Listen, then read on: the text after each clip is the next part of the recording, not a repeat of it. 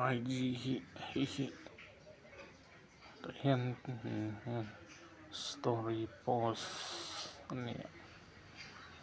thì tôi thiết tỷ lộc mà hay là ta sẽ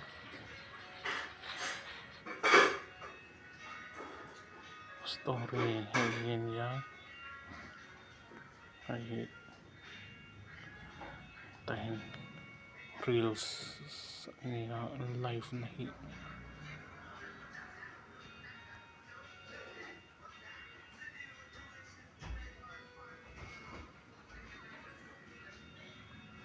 hiện live thì là story chứ ông ta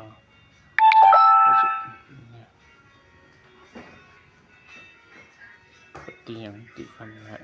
mình lâu trần vlog theo ở play xin